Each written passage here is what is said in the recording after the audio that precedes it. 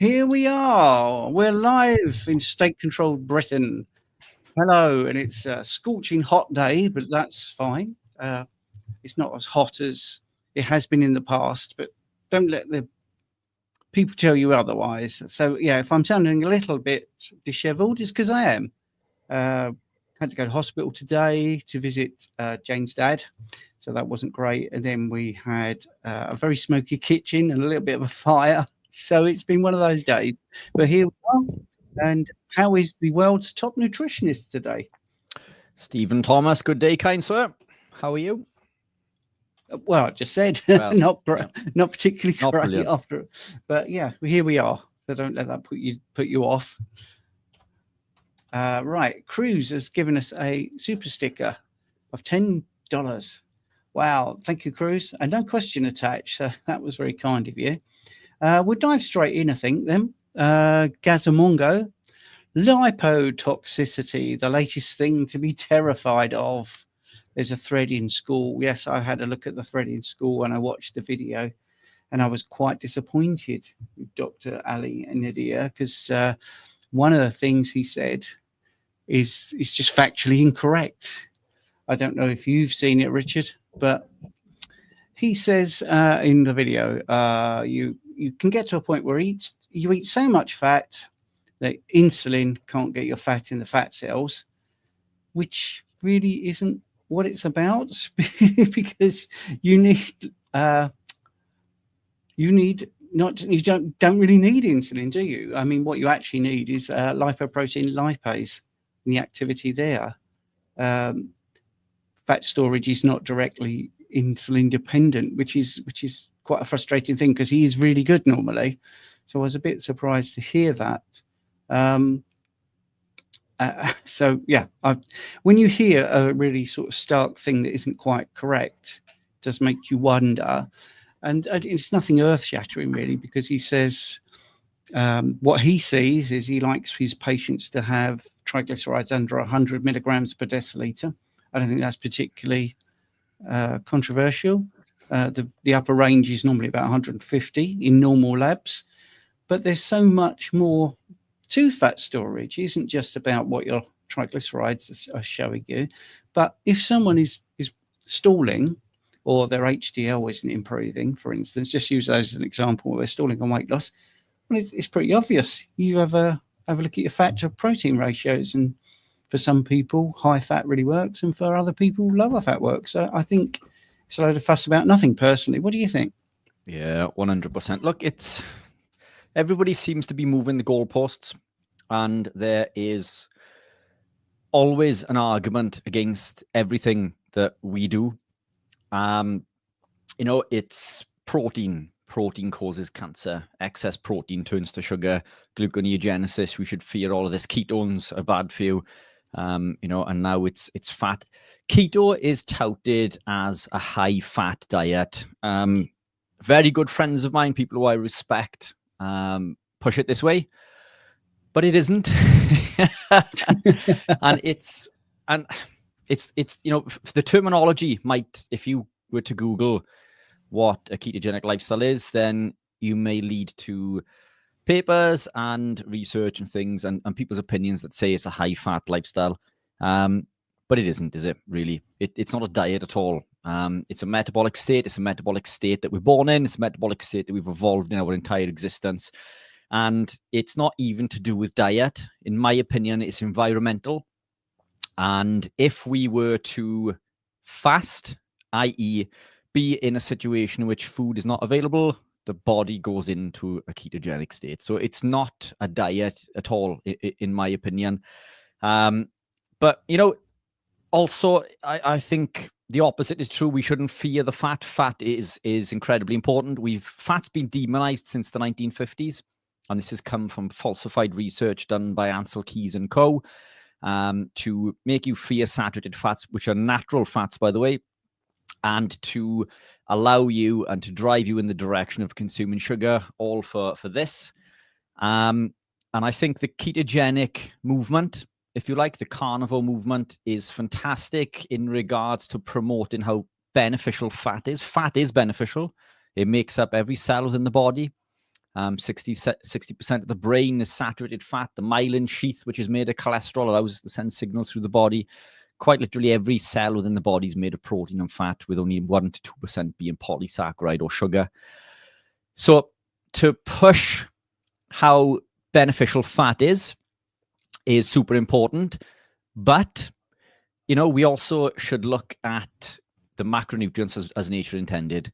And everything that comes with fat in nature comes with protein and vice versa. So if we eat and consume as nature intended, i.e. some animal proteins, we consume the right amount of fat in the right ratio, depending on circumstance. There are circumstances in which some people need higher fat content. If they're damaged, for example, if they come into this and they need extra help healing, repairing, and for hormonal function. But what I found when I came to the ketogenic way of living is it was fat with everything. MCT to your coffee, double cream, adding lumps of butter to my cooked meals and cooking in lots of fat. And all of those things are fantastic. And for full disclosure, I make MCT oil. But it doesn't mean that I add it to everything. You don't have to add it to everything. You don't need to add fat to everything. These things are there. They're tools. They're levers to be pulled. You don't need, just because you can, doesn't necessarily mean you should. Whenever in doubt, come back to basics. Eat animal proteins that come with natural fats. If you're suffering with low energy or brain fog, then maybe consider increasing the fat. If you're suffering with diarrhea, then maybe it's a bile reabsorption problem. So maybe look at reducing the fat. If you're suffering with damage and you need to repair hormones, then maybe increase the fat. So there are circumstances in which we need to pull additional levers, but always come back to basics: animal proteins and natural fats. Excess of anything is bad for you. Too much water will kill you. So it's let's not be stupid about this stuff. Fat is essential. Anyone that said otherwise is just an idiot. Stop demonizing things that are essential for life. Proteins and fats are essential for life. Carbohydrates are sugar. Sugar is not essential. Stop saying dumb shit and just eat as nature intended. Richard, pulling no punches tonight, which is always good. And last time you did that, everyone really loved it. Obviously you haven't seen the video. You don't need to, and I agree with you, by the way. I mean, somebody on school said have a look, so I had a look. Just to clear things up, if people want to know, yes, insulin does inhibit hormone-sensitive lipase, so it does stop the breakdown of fat. But what the phrase was that you're eating too much fat and insulin can't put the fat in the cells. That is complete nonsense. That's not what happens. If you are eating fat and your insulin is high and you're preventing fat breakdown, well, yeah, but we've got to look at why is the insulin high, not what you're doing with your fat. I mean, it's just looking at it the wrong way. And I think it's making something that is very simple, like you say, very overcomplicated, because you've only got to look at your body. You've only got to get your fat calipers out or your tape measure or look at your trousers or your blouse or whatever. And you can see if you're eating too much fat, if you're eating too much. Exactly what Richard said there as well. I'm always saying that you can have too much of anything. Just because you're carnivore doesn't mean you don't have to be, mindful of how much you're consuming or what the ratios are. Some people might be eating dairy, which is not great for you, and we often say that if someone has a fat loss stall, well, why don't you cut dairy out? So there we are, straight away saying, we don't talk quantities, we talk about the type of food that you're eating, because if you take dairy out, you might be able to replace that quantity, that mass of food, with something like a steak. So anyway, great. I think that's a good answer personally. There is another super chat. So let's go to the super chat from good old Tina, who's a big supporter. I don't know if that's on your channel or mine. I don't know. Jonathan once told me, Carnivore Muscle, told me how to work it out, but I can't remember what he said. Tina, $10. If there is a 3-month anabolic window, in quotation marks, post-show, she's talking about bodybuilding show, would it be ideal to do a mini cut right after that period for like a week and then go back into bulk and repeat to maximize muscle growth? Wow, that's a very specific question. Richard, I think that's for you. If there's a 3-month anabolic window post-show, would it be ideal to do a mini cut right after that period? After competing, I don't see the need to do that. I mean, we've already cut extreme to get to the point where we refeed in order for show. What you'll find, Tina, and you can probably attest to this, is that the body is in such a state that when you come away from the show, you end up being considerably leaner quite often, like a day or two after the show. You know, it's really difficult to make sure that we nail it on the day. No, I don't see the reason to do a mini cut straight after. I don't think it's detrimental. But look, you know, it's we call these things. My goodness, my mind's pretty dead today. Off season and in season, and it's like there is no off season. There's bulk in season and cut in season when it comes to bodybuilding. There is no off season. Because you know your off season is technically building, healing, and repairing, ready for the next cut. The beauty of being ketogenic and carnivore is that we pack and store far less body fat, which means we're closer to that stage weight, which means we push our bodies through far less stress in order to get back to competition weight. But look, I mean, you can do it.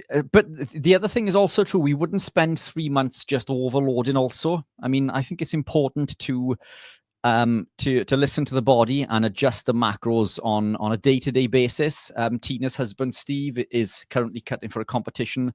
One of the things that we done with him recently, I think he stalled at around 176 pounds by memory, and we dropped the protein. We dropped the protein, not the fat. We dropped the protein, and I think 2 days later he was 172. So a big drop so we dropped it just below maintenance. That's not something you can do for a prolonged period of time. But then look, it's all about mixing things up and allowing the body not to become complacent with where it is. But look, you know, you can do a mini cut, but it's we've already cut to an extremity to get to that point, and the body is in such a state where it wants to absorb and utilize all of the nutrients that we put in. So I'd use that time after. Not to go crazy, people. What many do is they overload. They binge. So typically, what happens, and myself included, I'd come away from a competition and I would eat everything that I wanted. And this was like a few years ago. I was ketogenic and carnivore, but after that, it was like everything that I wanted. You know, whatever I wanted. And in the early days, I think after my second comp, I gained 3.5 stone in a week, and I had a huge distended belly. Still with abs, because it wasn't enough to store with to fat to that degree. Really uncomfortable, and it took me many months to recover from that. And this is the problem, you know, when we bounce back after competing to such a degree that we overload. So I think almost like reverse dieting is critically important, but that's something that we don't need to pay too much attention to if we're ketogenic and carnivore, because we just go back to eating natural fats and animal proteins. So no, I don't think it's essential. But look, a bulk also, I mean, it doesn't mean that we can consume whatever we want. You know, we still need to eat within a certain range if we want to do a clean bulk. You know, we can do dirty, but dirty is going to lead to overspilling. So no, I don't think it's essential. I don't think it's going to cause major harm, but I mean, we've already done that leading into the comp anyway. Excellent. Thanks, Richard, for that. Oh, by the way, if for the people in school that are interested in that thread, if you want to know more about that, then just email me. They talk about adiponectin and all that, but it's a bit pointless, really, on the live to get too detailed into why that was a bit crazy as well to mention. But anyway, right, okay, Blake, here's a 3-part question, Richard. Dr. William Davis, who I normally like, by the way, said that prebiotic fiber is not just about butyrate, and early humans also ate roots and tubers. Yep. On a carnivore diet, the microbacteria called Akkermansia increases in population from usually around 5% to somewhere between 30 to 50%, and degrades the intestinal mucosa layer, which is very bad. So according to him, we feel good in carnivore diet initially, but will face problems in the long run. He also talks about research where kids' growth was stunted due to this. What's your take on this? Do you want to start? What are we trying to get to with this? I mean, it's 5. I'm trying to understand the question. So from a usual 5%. So eating. Yeah, I don't understand the question. Well, what he's saying, Apologies. is this particular bacteria, the population increases. Well, actually, I mean, firstly, I'm going to query where that 50% figure comes from. Secondly, Akkermansia is a specialized gut bacteria that does two things. It actually will break down the mucosal layer, but it also stimulates production of new mucosal layer, because many things in the body do this. You know, it's unusual for one bacteria in particular to do the two things, but normally, so if you look at like bones, there's osteoclast, osteoblast. That's what happens. Something breaks it down, something builds it up. Jason Fung also, you know, he also talks about how the human body is great. If you want to build a new kitchen, you don't leave the old one in the you don't leave the old kitchen in the kitchen room. You know, you take the old one out, you put a new one in. So we get this enhanced production. Actually, the biggest takeaway for me, Rich, is he talks about long-term carnivores having this problem. Well, I don't see this. I see long-term carnivores having better GI tracts, better or less symptoms of Crohn's, less symptoms, less diarrhea, less GI distress. It just doesn't actually hold water at all for me. I'd like to see the research where it stunted children's growth, because I find that very hard to believe, to be honest. Yeah, me too. Look, we can look at research papers, we can look at numbers on a screen, and we can look at things done in labs. But what happens in real life compared to those things, they're two very different things. I can only speak from personal experience and that, you know, of those that I've worked with. And I see benefit across the board. I mean, carnivores who seem to live a strict carnivore lifestyle seem to thrive. You know, all of this rubbish about bone degradation and muscle wastage, you know, it's the opposite. Look, I've had over 3 years off training, off resistance training. I went into a bit of a segue, apologies, but I went into endurance sports, lost, you know, a lot of size. I haven't had an awful long time back on resistance training, and like everything is, I'm gaining muscle hand over fist. It's like, and I'm not doing anything. I'm training like 3 times a week for like 40 minutes, and my strength's going up. Everything is just this shirt was loose on me a few weeks ago. I'm not having trouble with, you know, healing, building, and repairing. My intestinal tract is the best it's ever been. You know, I don't suffer with the issues that I used to. The longer that I live the lifestyle, the healthier that I seem to be. And when we look at studies done, you know, on groups of people, like which children are these done on that have been carnivore for a prolonged period of time? You know, are there any studies done on carnivores? Because I've never seen them. No. You know, in order to come to a conclusion with this, you would need to take somebody from birth, a set of twins. You'd have to lock them in 2 separate rooms, feed one something, feed the other something else with nothing else, or put them into a certain metabolic state and evaluate the outcome of that at the end of their life, which is impossible. You know, so we can look at certain data that may suggest certain things, but compared with what? What are we comparing it to? In the real world, people who eat meat and natural fats heal, build, and repair and thrive. And they're the healthiest people that I know, you know, period. These studies in which they claim that, you know, X amount of children on what children have been tested on a carnivore lifestyle? I've never seen that study, you know? So it's, look, I can only speak from personal experience. When in doubt, I always go back to basics. What's my body made of? My body's made of protein and fat. What would we have consumed our entire existence? Protein and fat. Yes, we would have consumed carbs seasonally, but they would have been seasonal and they were nothing more than survival foods. You know, I've experimented lots over the years in regards to carbohydrate from different sources. Am I missing a trick? You know, do I feel better when I consume carbs? Because I'm in this for optimal health. I want to be the best athlete I can be. Do you know, every time and I'm a sugar addict, I want to be able to put these compounds in because I love them. I'm addicted to sugar. Every time I put them in, I feel absolutely awful. I feel short of breath. I get aches and pains. I get GI distress, and my athletic performance is hindered. And I end up gaining weight around the midsection and feel puffy and inflamed and full of water retention. Every single time, no matter what I do, whether it's front loading, back feeding, targeted refeeds, no matter what the source of carbohydrate, I'm just not designed to consume carbohydrates. Maybe I'm the only person on the planet. Who knows? But it does not work for me. And I want to put them in. People think that I am wedded to these words, keto and carnivore. Look, if I could use them as a tool for optimal health and well-being, fantastic. But the fact is, every time that I put carb in, no matter which source, I feel worse for it. Yeah. And I like this feisty Rich. The thing is, what we always talk about, most things are bi-directional. They're not, one thing doesn't do one thing. There's always things in the body. There's rate limiting steps. It's always context dependent. And many of these concerns are all theoretical, and they're not borne out by, individual clinical experience. I mean, both of us have got clients, and ourselves, obviously, people in our family.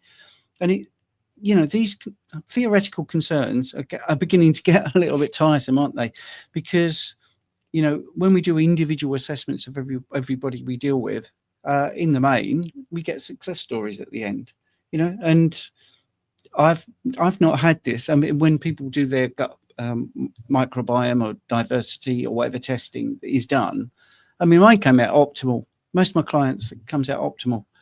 So it's not borne out by clinical testing. It's not borne out by clinical experience, and it's just too simplistic. I mean, it's absolutely ridiculous, really.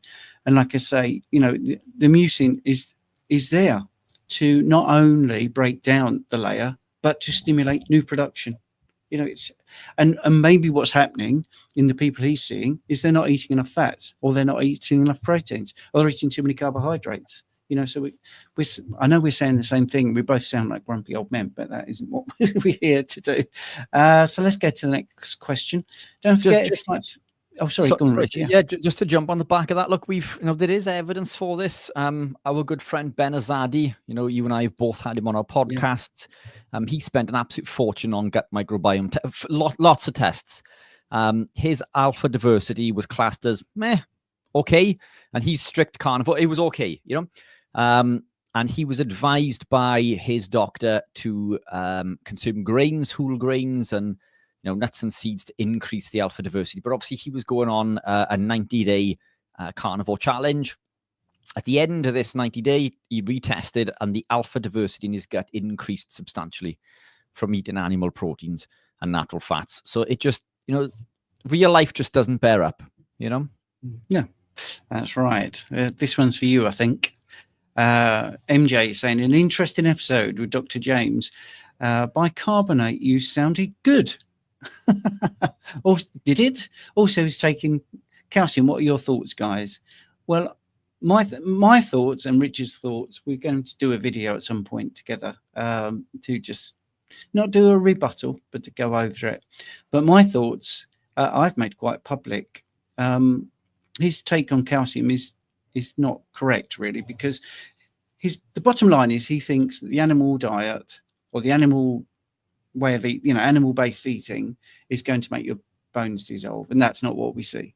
Just going back to clinical experience, again, I had this week somebody say, I used to be osteopenic, but now I've just had my DEXA scan back, and that's not true anymore. I have that every month at least. So I've had that every month for about 6 years, where people are reversing their bone mineral density problems. I have it in my own family.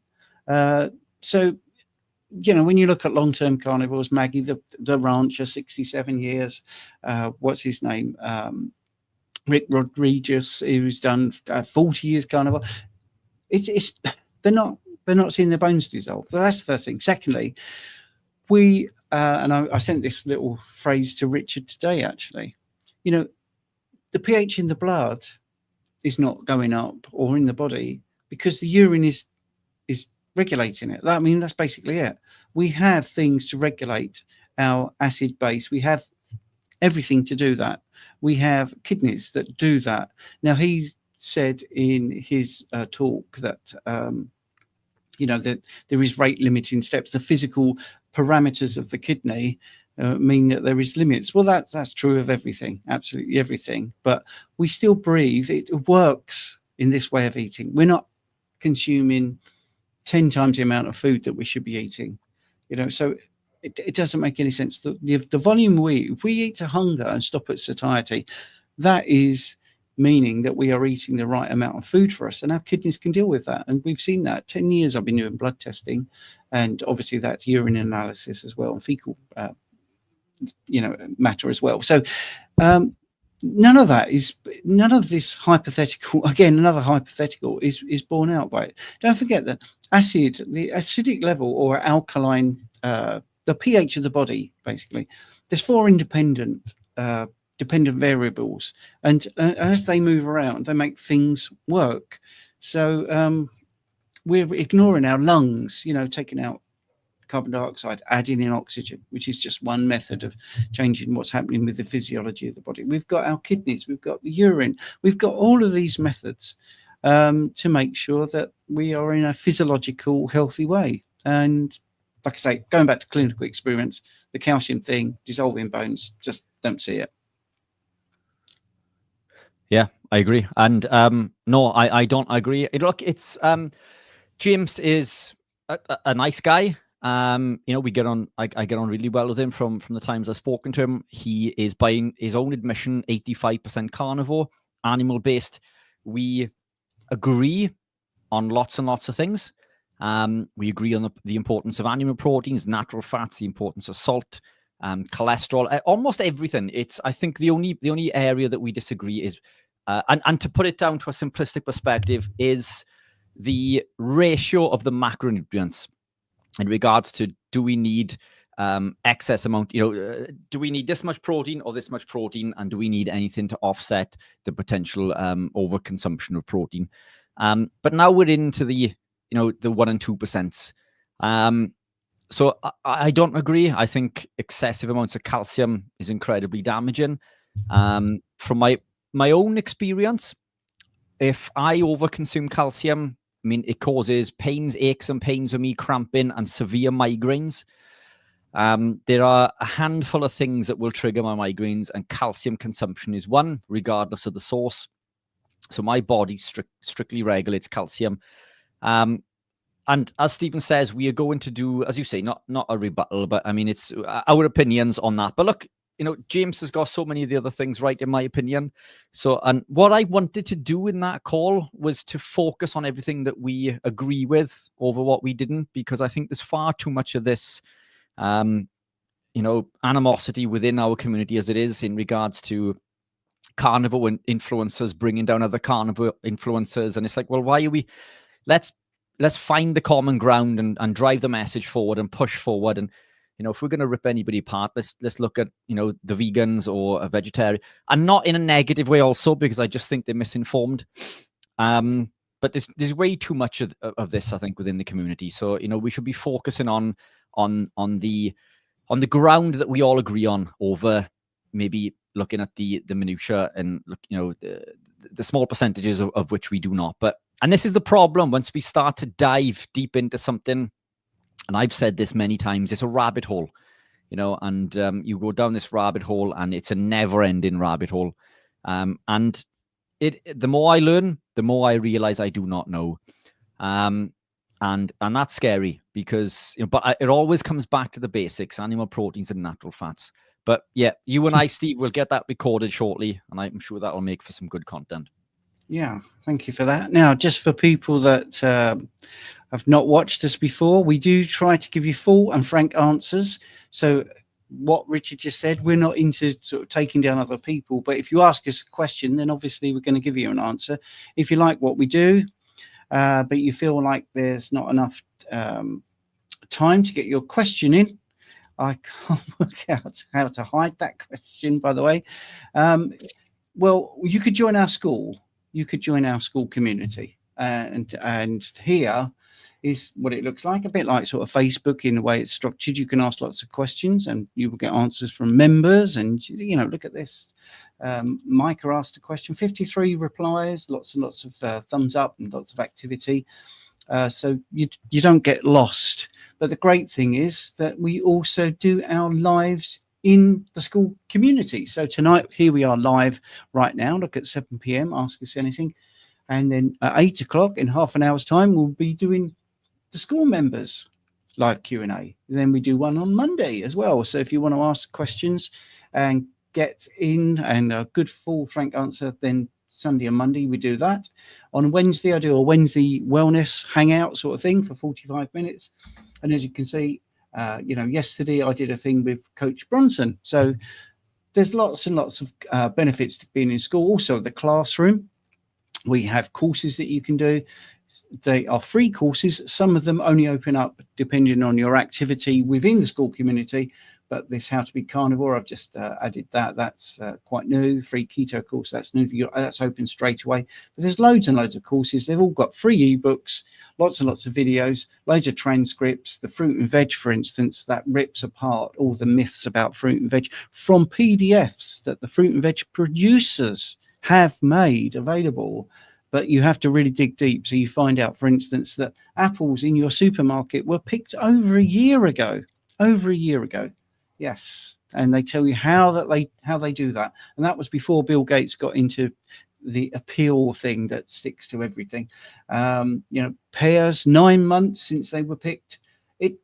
How much nutrition is left in these things after just 6 weeks? They admit there's pretty much nothing left. It's just bags of sugar. These are the food producers themselves. So you can get access to all these things, all this great information. We also accept a one-off payment if you want to jump the queue and have them all open straight away. We've had a few people do that as well. Craig is saying that he's bought my book on blood tests. Well, that's, you get that when you get to level 8, which is good. Thank you very much. And led to an interesting conversation with his diabetic nurse. A lot of people seem to like school, so there's loads of people in the chat saying it's really good. I'll put a link in the description for you. One thing I would say is we're always looking at pricing, trying to keep the pricing low. We are at least 50% less costly as most other school communities, but that can't last forever. So if you want to get in that link and book, and you will be guaranteed for life that low price. So make sure you get in. Don't keep umming and ahhing if you think, oh, they're going to keep that forever. We're definitely not going to do that. We can't afford to do that, but we want to get it nice and buzzy. So there you go. Right. So that's all about the school community. And like I say, there's a link in the description. Let's get back to the questions. And thank you for all the nice comments, by the way. So Sue, she's asked this twice. But we heard you the first time. Is there any logical reason why lamb feels better in my digestive system than beef? Usually minced beef and whole lamb. Yeah, well, minced beef is going to be higher in histamines generally, so that's going to cause more problems. Beef may be grain-fed, so it's going to be higher in the inflammatory compounds and linoleic acid from the grains, although lamb generally contains higher levels of linoleic acid when we compare gram for gram, but this is offset with the higher omega-3s. Also, lamb contains around 10 times the omega-3 than beef does. But beef, especially minced, it tends to be a little bit older, so it's aged. That's going to be higher in histamines. And minced, I believe, causes increase in histamines because of that mincing process. The histamines will bind to mast cells in the gut, causing things like acid reflux and other issues through the digestive system. So lamb, this is why lamb, in my opinion, is the creme de la creme. Lamb is always grass-fed and grass-finished, whereas beef, it may be or it may not be. That said, that doesn't mean that you shouldn't eat beef. I tend to preference beef because I prefer the taste. I love lamb, but I'll probably eat beef maybe 5 to 6 days of the week, and lamb will probably be 1 to 2 days. But if you love lamb, there's no reason why you shouldn't consume that every day, because in my opinion, it is more beneficial.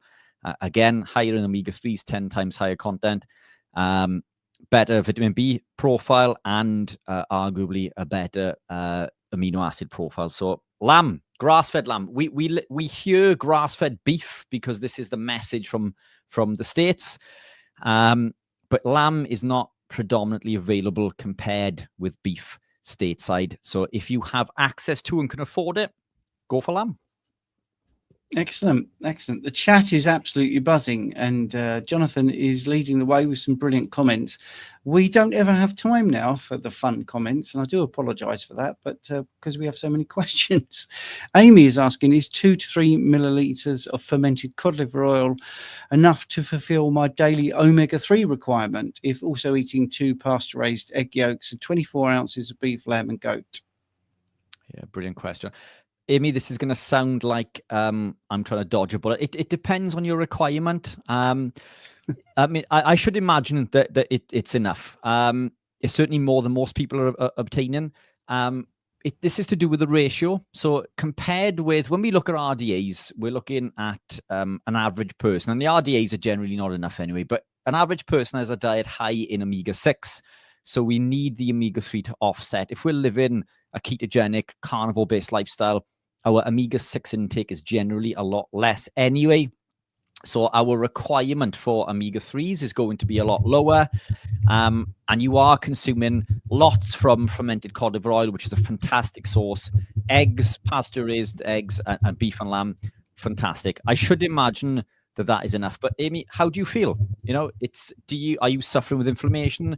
Do you feel fit and healthy? Omega-3 is incredibly beneficial, but we do need, our requirement is far less than somebody who is living a standard lifestyle.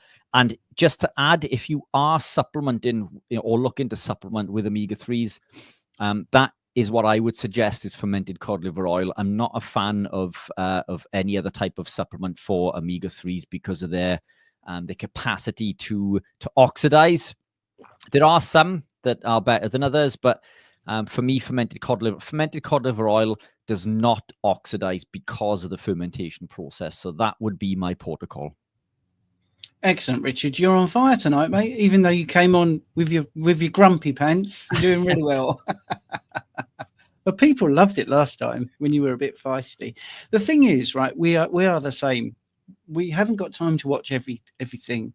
Now, if you look at the fallout, by the way, I don't know if Rich knows this, the fallout from the sugar diet, where everyone's backtracking now. Malnutrition by Victoria. She's losing her hair. She's backtracking. She didn't say the sugar diet was the be all and end all. Cole Robinson said he did it for clicks. Even Mark Smelly Bellend is saying the same thing. They're all backtracking, but we spent loads of time talking about it, didn't we? When, the acid test is, not referring back to Dr. James, but if you took a bunch of 7-year-olds and you said, hey guys, we've got a new diet. It's Sour Patch Kids, it's candy, it's watermelon with sugar on and soda and not eating, healthy fats. Does that sound good to you? Does it sound good? They say, yeah. Does it sound healthy? Well, not really. No, because you're telling us to eat candy and sweets and sodas. So we should have just had 2 little 7-year-olds on the screen instead of us 2 and just going, that's not healthy, guys. It's so obvious. Anyway, right. Enough of this. Let's get back into a very Richard specific question. Right. Which is from Bill Vega, which really sounds like a Hollywood actor, doesn't it? Or actually more like some sort of illusionist and anyway, right. Bill Vega, I love the name. How much iodine is in Keto Pro Electrolyte Plus? Currently taking Lugol's 2%, 4 drops a day, 10 milligrams. What are your thoughts on an optimum dosage of iodine? Thanks. Yeah, brilliant question. Bill, it's trace amounts of iodine. Many of us do not require the supplementation, of iodine. That said, Steve has a fantastic way to test this. Well, in fact, there's a number of tests that Steve's going to go through shortly. I don't need to supplement. I obtain plenty of iodine from the food I eat, and I consume, lots of the electrolytes throughout the day. I don't even know how many servings that is for me today, but it is trace amounts. So if you do require more, then Lugol's is fantastic. Optimal dosage, again, is going to be different for everybody. But Steve has in fact, a client of mine was telling me recently that they stopped supplementing with iodine. And then they didn't feel so good after. So, we put it back in and then they felt fine. So as simple as this, but there are 2 simple tests that Steve will run through now, which are incredibly easy to tell if you are iodine devoid. Yeah, I mean, one is the iodine clearance test, which you go to a lab to have, and just go on the back of what Richard just said. I had a client that was absolutely convinced that it was going to be a pointless appointment because she'd never heard of it before. It can't be that good if not. I've never heard of it. I know everything about my thyroid. I've researched it for 20 years. Anyway, I got a very apologetic WhatsApp from her saying, you were right. I've done this test. And I know before I've even got the results, because the tablet, which had the iodine in, which has got a prescribed amount, when she took it, half an hour later, she felt amazing. Best she's felt for 20 odd years. So there you go.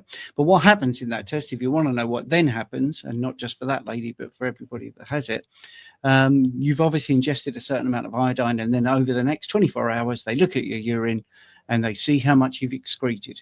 Now, this isn't exact science now because the body is remarkable, but let's just say there's 100 units of iodine in the tablet, and over 24 hours, you excrete 100 units of iodine. You're not deficient because your body's taking it in and saying, don't need it. All right. So it's a little bit more nuanced than that, but that's the principle. Second thing is you can rub it on your skin. And if your skin absorbs it, then you're deficient. If it doesn't, if the color stays the same, then you don't need it. I mean, there you go. So don't guess, test, or test, don't guess, however you want to say it. So yes, I like this comment from Andrea, by the way.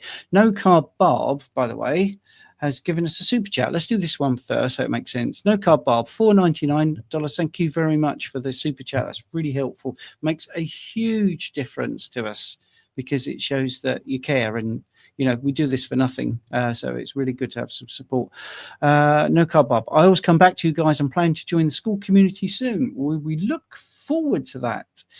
Really do. What Andrea said, who's one of the members, there are quite a few members in the chat. No Carb Barb, the 3 times weekly private school live sessions with Stephen and Richard are more than worth the price of the admission. Thank you very much. Thank you. That's really good. It's a very nice thing to say. So thank you for the super chat and the kind words. Right. Oh, I love this question. I'll go first. I'll give Richard a little break, and then he can improve on my answer because he always does. And I mean that in the nicest way, Rich. I mean it in the nicest way.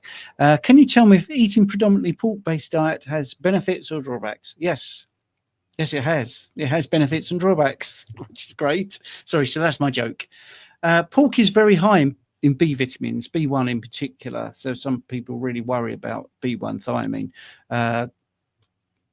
B6, B12 says pork is good, and it has all the essential amino acids. So that's another thing that's good about pork, and it has a nice amount of zinc. It's rich in selenium for those people who are worried about their thyroid. Zinc and selenium are really good, and it's quite affordable where we live. It's pretty versatile, and it's very bioavailable, so that's good. And I enjoy it. So what's wrong with it? Well, it has high omega-6, and it has lower omega-3 compared to, say, beef and lamb. And both Richard and myself love lamb. We think lamb is probably more premium than it is than beef, to be honest.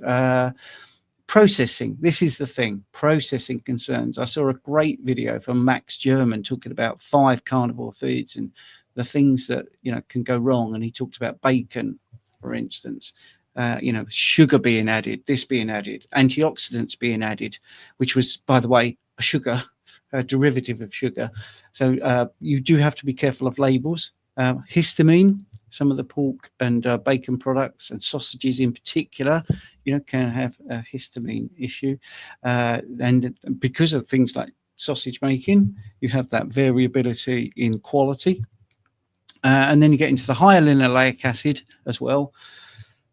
And, some people can't eat it because cultural, religious things. So, yeah, pork is a big issue for me because I really, really enjoy it.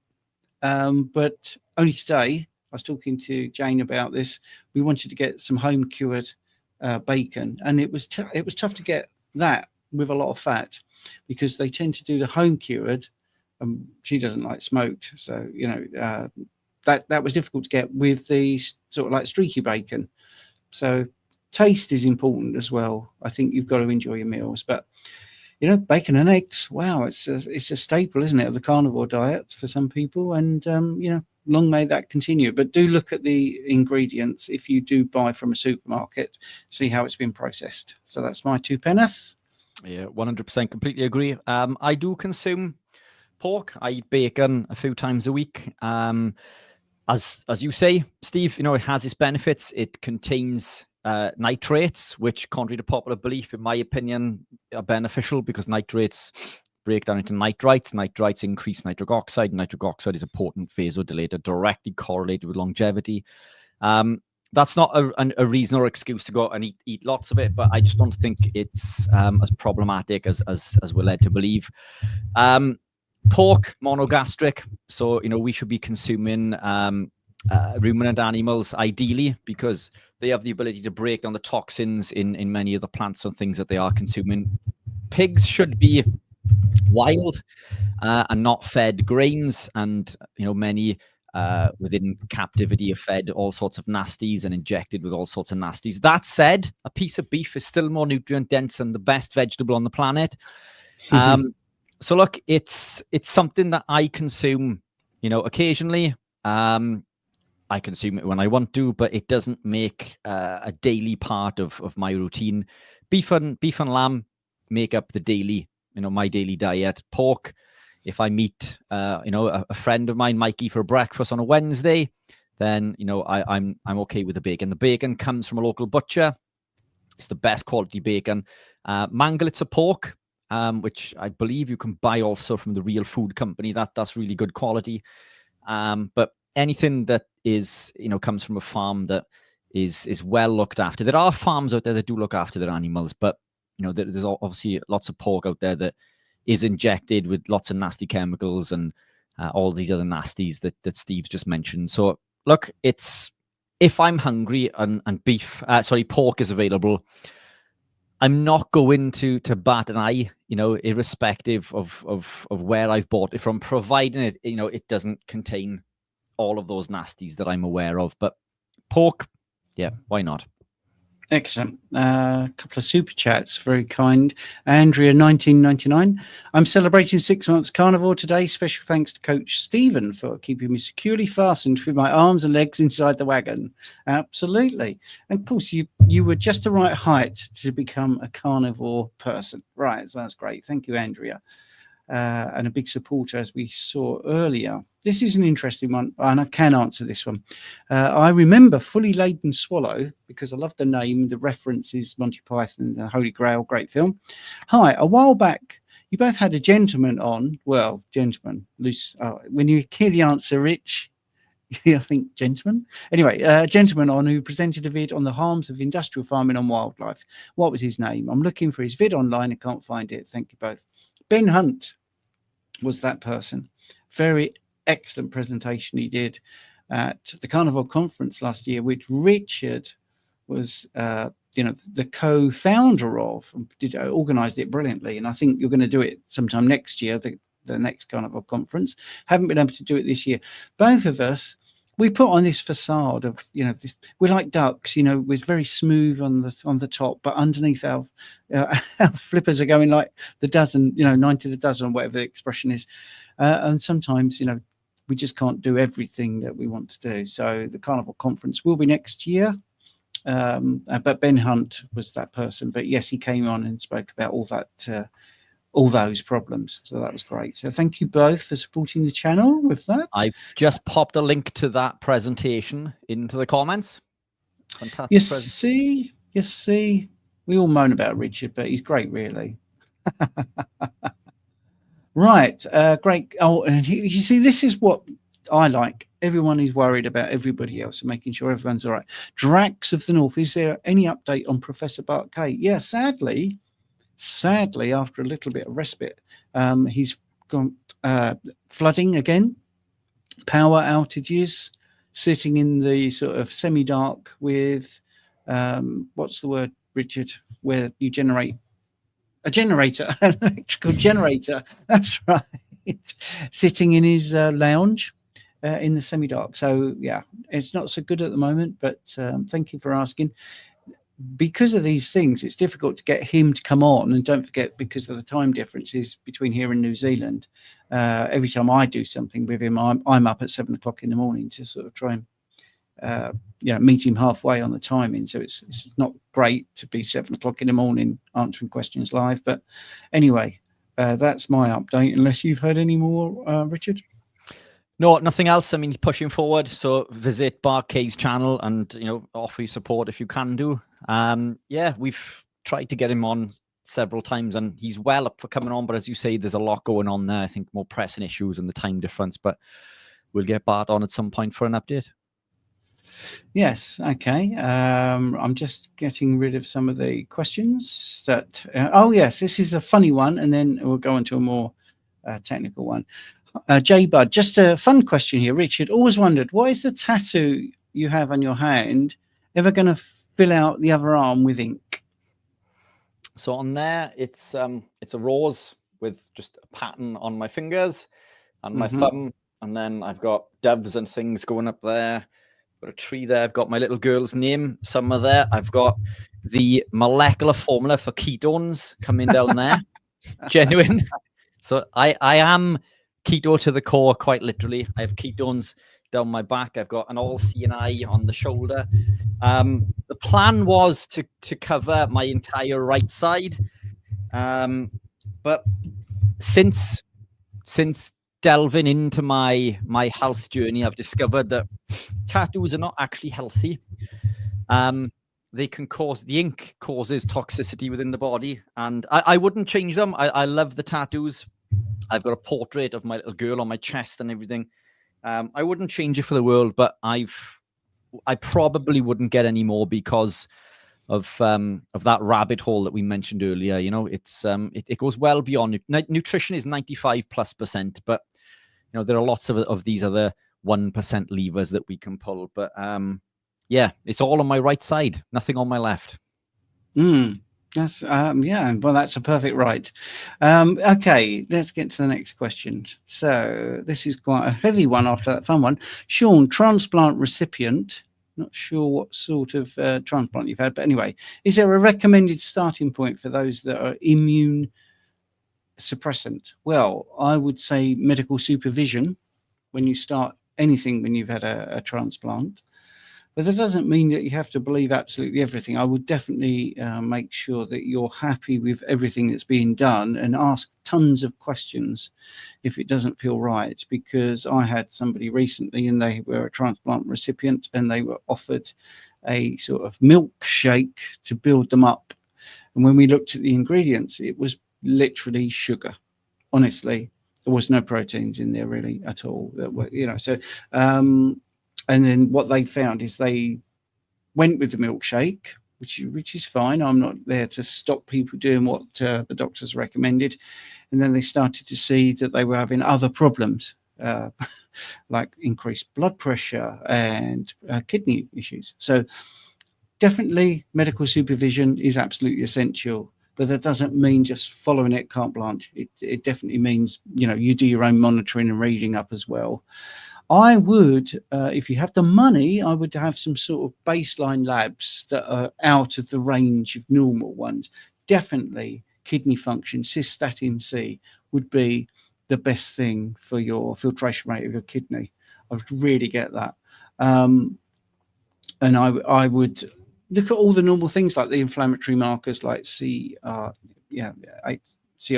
high sensitivity, C-reactive protein. Definitely look at that as well.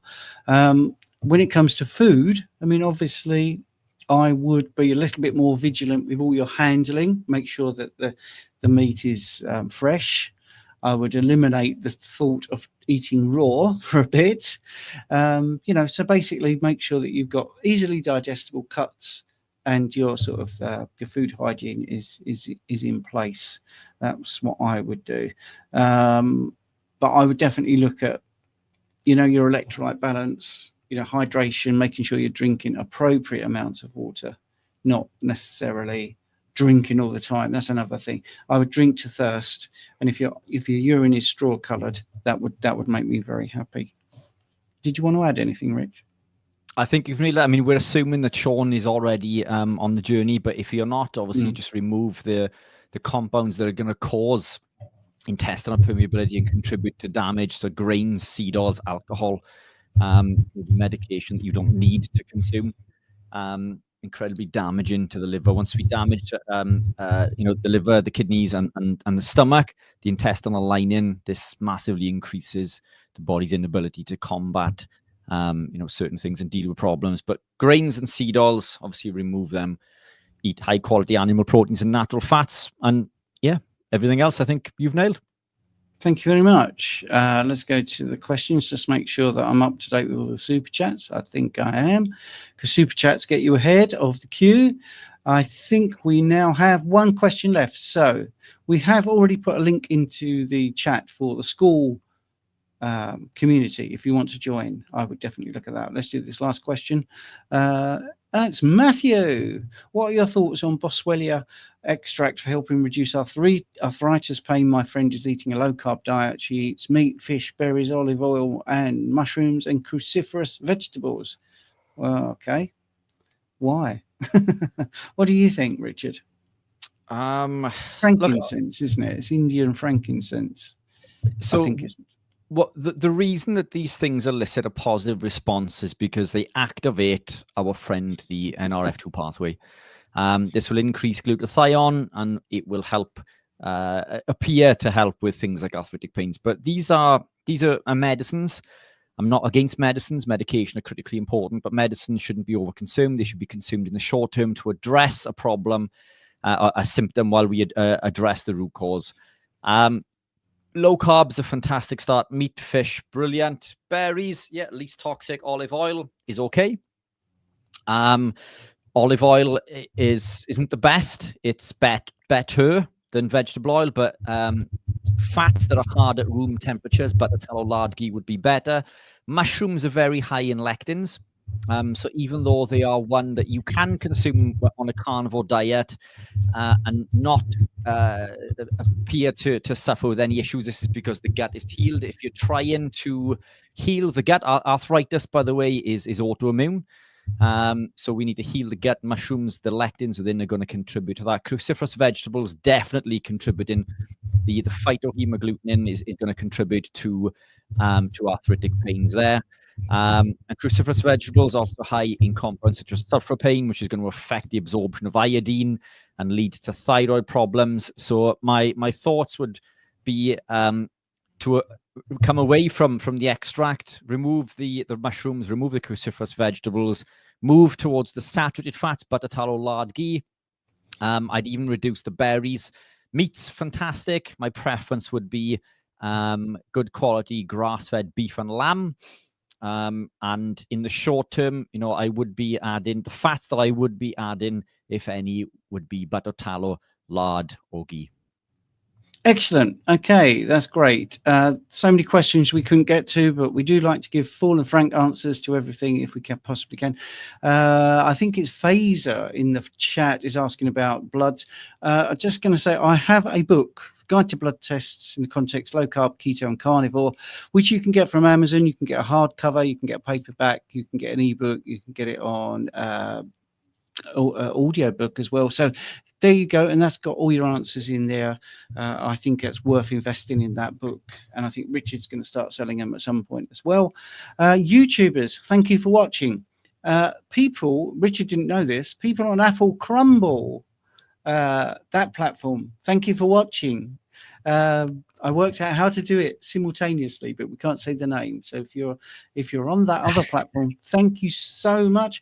If you're on Twitter watching, or X, we should say, it's not really kicked off on X tonight. It normally does. Thank you for watching. But anyway, we're here every single Sunday, 7 p.m. for an hour. We answer your questions for free. And just make sure you get on early and you're laughing. All right. I post the video on the Saturday. You can put your questions in there. Richard, what would you like to say? Thank you all for listening. Pleasure as always. Some incredible questions as always. And if you are interested, sign up to our school group where we can really get into the weeds with your personal questions. So thank you. Yes, the link is in the chat. Thank you, YouTubers and crumblers.